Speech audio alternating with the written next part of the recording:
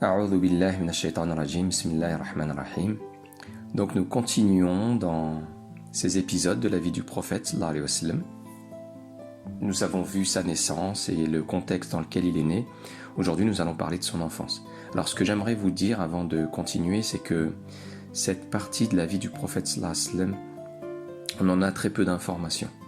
Donc c'est un homme qui a vécu jusqu'à l'âge de 40 ans, plutôt de manière réservée, il était très pudique. Certes, il avait une très très bonne, on va le voir par la suite, il y avait un très bon accueil qui était fait autour de lui, de ses qualités, au point qu'on lui a donné des surnoms très élogieux. Mais il n'était pas du tout impliqué dans la politique, il n'était pas du tout impliqué dans la vie politique de la cité. Dans son enfance, donc tout petit, et on avait l'habitude chez les Quraysh, donc la tribu à laquelle il appartenait, notamment chez les notables, les personnes, il descendait quand même d'une famille qui avait une certaine notoriété. Son grand-père était très très respecté, Abd al-Muttalib. Donc ils avaient une autorité sur le puits de Zamzam, qui avait été redécouvert, qui a émergé à l'époque de Ismaïl alayhi salam et qui a été redécouvert par les ancêtres le grand-père de Mohammed sallallahu alayhi wa sallam. Et donc il y avait un respect même dans le charisme que dégageait ce grand-père. Toutefois, le prophète sallallahu alayhi wa sallam était pauvre. Il était orphelin, donc il n'était pas intéressant, on va le voir ici, pour les nourrices qui avaient l'habitude de venir des Banu Sa'd, donc cette tribu qui était un peu éloignée de la Mecque et qui avait l'habitude de venir chercher un enfant, un bébé pour être sa nourrice. Ainsi, ça leur permettait de tisser des liens avec les familles de la Mecque qui avaient une certaine réputation, et ça leur permettait d'assurer dans les temps difficiles un soutien de la part de ces familles. Or, ce bébé n'avait pas de père, donc il ne permettait pas, si vous voulez, à ces familles-là d'avoir un soutien immédiat. Il fallait attendre que ce bébé grandisse, devienne adulte, fasse sa propre place au sein de la tribu des Quraysh pour pouvoir être intéressant. C'est ce qui explique que tous les bébés furent pris sauf lui. Donc il est resté seul sur le lieu où cette tribu de Banu Sa'id venait choisir leur bébé.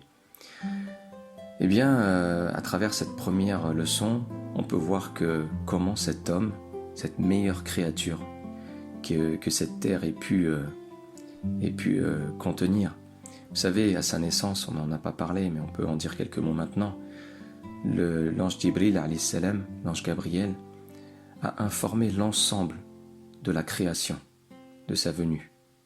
Donc l'ensemble de sa création, hormis celles et ceux qui possèdent ou qui seront jugés.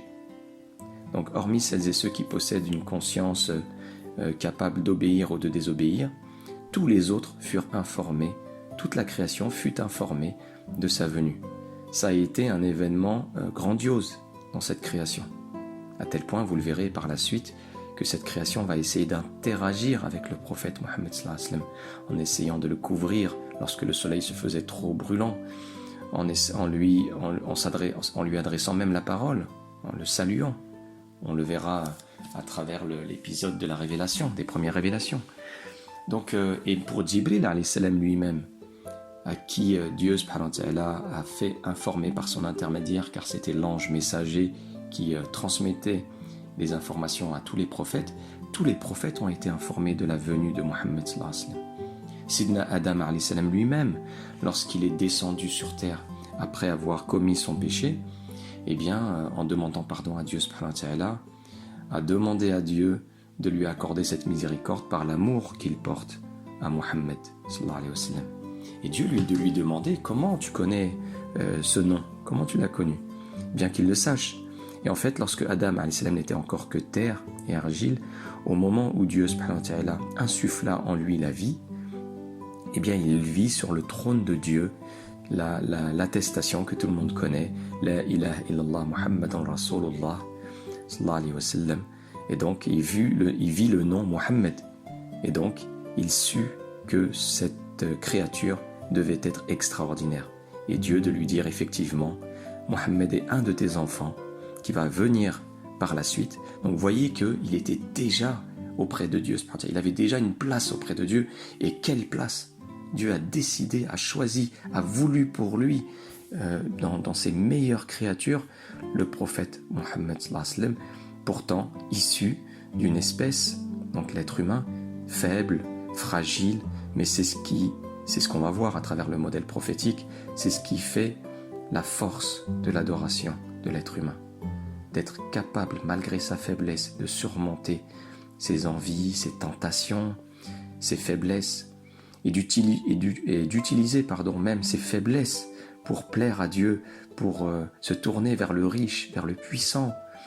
Eh bien, ce sentiment d'être humble, d'être modeste, eh bien, plaît à Dieu subhanahu wa ta'ala. D'ailleurs, il dit que si vous ne faisiez pas de péché, eh bien, je referai une créature qui commet des péchés et qui demande pardon.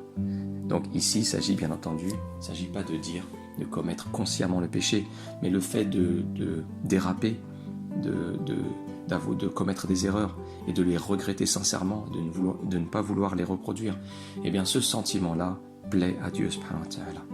Donc ici, cette créature-là, meilleure des créatures, qui aujourd'hui est aimée de plus d'1 milliard de personnes, et durant les siècles des milliards et des milliards, eh bien il a été boudé, il a été laissé sur cette place, personne n'en voulait. Subhanallah, on pourrait faire une analogie avec aujourd'hui. Aujourd'hui, l'islam, de la même manière, il est boudé, il est même raillé, on s'en moque, on le présente comme quelque chose d'archaïque, quelque chose de... Subhanallah, Dieu a voulu ainsi que sa porte royale par laquelle il faut passer pour obtenir les plus hauts degrés, qu'elle soit camouflée, comme cette porte d'un temple, vous savez, qu'on découvre dans l'Amérique latine, ensevelie sous la végétation, sous une jungle, et en réalité à l'intérieur peut s'y trouver des trésors. La porte est camouflée, et donc subhanallah, c'est ainsi que Dieu a voulu. Sa porte n'est pas éclatante en notre époque, comme au début de l'islam, lorsque ce bébé était posé, que personne n'en voulait, et pourtant c'est la meilleure des créatures, et pourtant c'est l'islam, le chemin royal pour nous amener à Dieu subhanahu wa ta'ala. Donc ici, le bébé a quand même été pris par une nourrice, comme certainement vous le savez, Halima, des Banu Sa'd, qui elle-même était parmi les plus pauvres de sa tribu, et qui elle-même avait un grand besoin d'avoir un bébé à s'occuper, mais ce bébé-là n'était pas intéressant, pourtant elle le prit quand même, par fierté. Elle ne voulait pas rentrer les mains vides et qu'on dise d'elle que Halima n'a eu aucun bébé. Personne ne voulait lui confier son bébé. Donc elle est allée vers Mohammed, ce petit bébé merveilleux, et elle le prit. Et au moment où elle le prit, et dès le chemin du retour vers sa tribu, eh bien leur vie à elle et sa famille changea. Et d'ailleurs, leur vie à elle, sa famille et même aux voisins, à leurs voisins, changea, vous verrez pourquoi. Eh bien, aussi, ce qui est important, c'est essayer de comprendre pourquoi les nobles, les notables avaient cette habitude de confier leur bébé à cette tribu. C'est une tribu qui avait préservé l'arabe pur.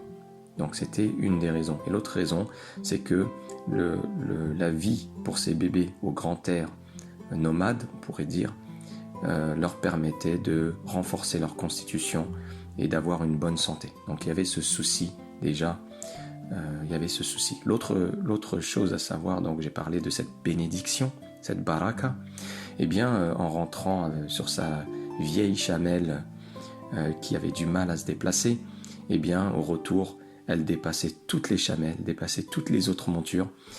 Elle avait retrouvé de la vigueur, Ensuite, par la suite, les voisins diront à leurs bergers, allez faire paître les animaux là où Halima a fait paître les siens, puisqu'il y a toujours de la verdure, il y a toujours de quoi manger là où elle les fait paître. Donc vous voyez ici cette baraka, cette notion de baraka. Cette notion de baraka, elle est très importante. Elle est très importante parce qu'aujourd'hui, quand on fait un parallèle avec l'économie dans laquelle on vit, une économie de surconsommation, de gaspillage, d'épuisement de la planète, subhanallah, on a un devoir de revenir à travers notre foi, à travers nos convictions. On a un besoin de revenir sur une économie, sur une relation avec cette planète qui soit beaucoup plus apaisée, beaucoup plus sereine à travers la bénédiction. Manger un peu moins, exploiter beaucoup moins, permet normalement de pouvoir nourrir l'ensemble de la planète et de soulager cette planète-là. Et le baraka, c'est ce qui n'est pas présent dans toutes les études de management, économique, etc. La bénédiction, dans le fait de manger peu et d'être rassasié, subhanallah, c'est quelque chose qui est très présent dans le chemin du prophète sallallahu alayhi wa sallam. Donc je voulais insister sur cet aspect-là. Il va se passer quelque chose pour en finir avec sa jeunesse, son enfance plutôt. Il va se passer quelque chose alors qu'il jouait avec ses frères et sœurs de lait. Il y a eu un événement très important, pareil, qui est assez connu, vers l'âge de ses 4-6 ans, il y a plusieurs versions. Eh bien, des hommes en blanc viendront se pencher sur lui ouvrir la poitrine et lui laver son cœur. À l'eau de Zamzam, ces hommes ne sont que des anges, et les frères de lait courront vers leur mère en criant notre frère Quraysh, on lui a ouvert sa poitrine. Et là, elle sort paniquée. Alors, il faut savoir que cette dame Halima devait ramener l'enfant Mohammed à sa mère. Elle a insisté pour pouvoir le reprendre, tellement la bénédiction qui l'accompagnait était grande. Et donc, a ensuite eu lieu cet événement. Et donc là, elle eut peur, elle fut inquiète. Elle ramena l'enfant à sa mère en prétextant qu'il était temps de le rendre, alors qu'ils avaient convenu d'un temps plus long. La mère lui demande qu'est-ce qui se passe. Elle a compris qu'il se passait quelque chose. Et là, elle lui raconta l'événement.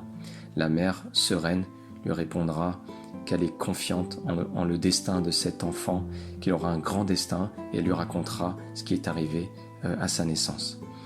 La dernière chose que je vous propose de partager avec vous autour de cette partie de sa vie au prophète sallallahu alayhi wa sallam, c'est un petit événement qui est magnifique et qui montre que tout ce que le prophète, tout ce que cet homme fera, tout ce qui émergera, tout ce qui émanera de cet homme, enfant ou adulte, est une bénédiction.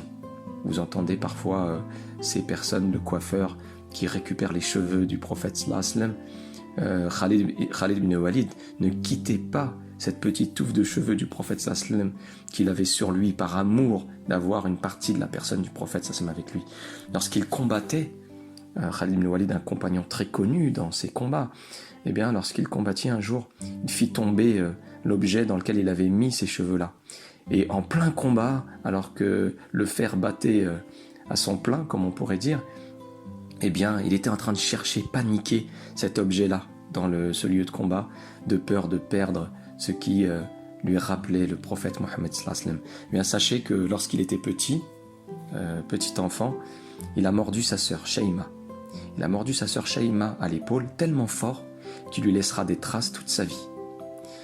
Et cette morsure-là, eh bien, elle a eu un effet heureux dans l'avenir de cette fille Shaima, puisque lorsque l'islam se répandra et que la tribu dans laquelle se trouve Shaima aura été battue par les musulmans, eh bien, elle sera ramenée comme prisonnière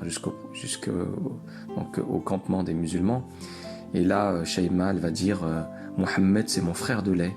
Mohammed, c'est mon frère de lait. La preuve, c'est que j'ai une morsure qu'il m'a fait quand j'étais petite. Il devrait s'en rappeler. Et lorsqu'ils ont fait appel au prophète Mohammed sallallahu alayhi wa sallam, ça a été des retrouvailles larmoyantes, des retrouvailles très émouvantes, dans laquelle le prophète sallallahu alayhi wa sallam reconnaîtra sa sœur de lait par ce signe, effectivement. Et voyez que tout ce qui émane du prophète sallallahu alayhi wa sallam est une baraka.